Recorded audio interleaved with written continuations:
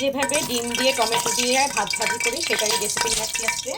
তো প্রথমে আমি পেঁয়াজ কুচিটা দিয়ে দিচ্ছি, তারপর দিয়ে দেবো কাঁচামরিচ, আপনাদের স্বাদ অনুযায়ী দিবেন। একটু হালকা ভেজে নিচ্ছি, হালকা ভাজা হয়ে গেছে। এখন আমি টমেটোগুলো দিয়ে দিচ্ছি।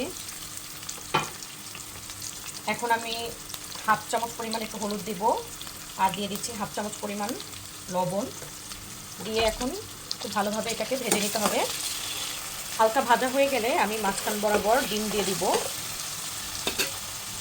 এখন আমি 3টা ডিম নিয়ে নিয়েছি।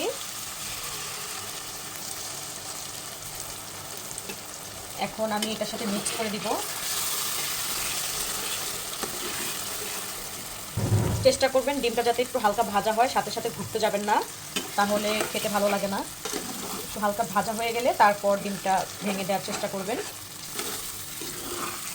আমি এই ভাত ভাজাটাতে ম্যাগি সসটা দিয়ে থাকি, একটু ম্যাগি সসটা দিলে ভালো লাগে খেতে। এখন আবার একটু ভেজে নিচ্ছি।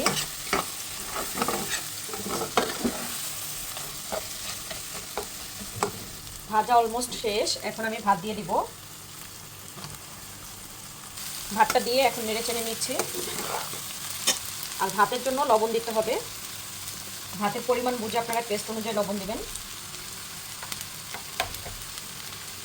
আমি এখানে ম্যাগি মশলা, যেটা ম্যাজিক মশলা, সেটা আমি একটু দিয়ে দিচ্ছি। এটা দিলে বেশি টেস্ট হয়, ভাত ভাজাটা খেতে অসম্ভব মজার হয়। এটাই একটা মানে মশলা যেটা যে কোনো সবজি কিংবা ভাত ভাজি ফ্রাইড রাইসে দিলে খুবই মজা হয়।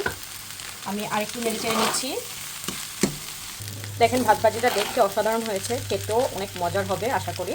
তো আপনারা সবাই এভাবে করে ভাত ভাজি করে খেয়ে দেখবেন, সবাই পারে তারপরে দিলাম।